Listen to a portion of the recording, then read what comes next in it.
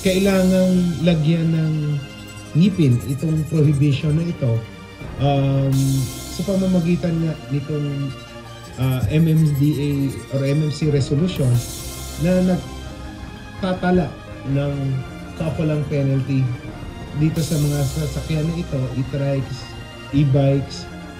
Bagaman mayroon ng kautusan ang Department of the Interior and Local Government o DILG sa mga local government unit para pagbawalan sa major roads ang mga e-bike at e-trike, ayon sa Metropolitan Manila Development Authority o MMDA, wala namang nakasaad na parusa sa mga nahuhuling lumalabag. Kaya naman napagkasunduan na magpasa ng resolusyon ang Metro Manila Council para sa pagpapataw ng parusa sa mga e-trike at e-bike riders na dadaan sa major roads o national highways.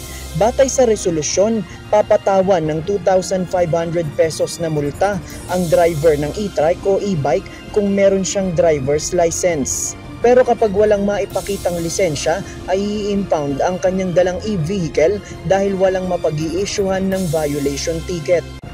Bakit po natin kailangan impound? Kasi kanino po namin i-issue yung violation o yung citation ticket?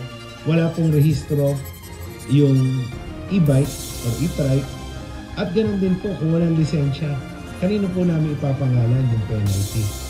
Kasama sa mga kalsada na ipagbabawal ang e-bike at e-trike ang C1 hanggang C6 road.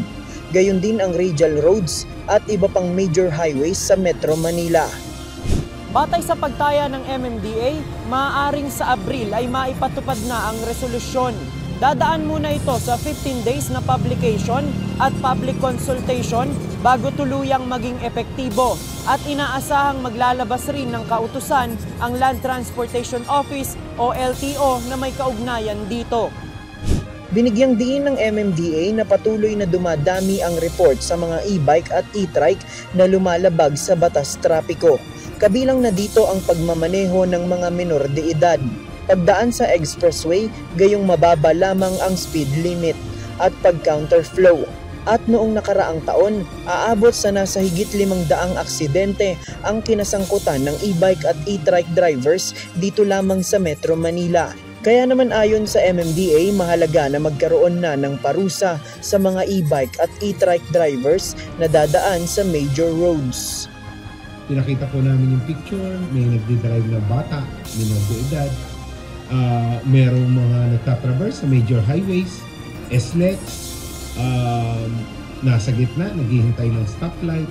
Yung mga ganun pong insidente ang iniiwasan natin dahil hindi lamang po ito nakakakos ng traffic, pwede rin po magresulta sa aksidente. JP Nunez, UNTV, News and Rescue.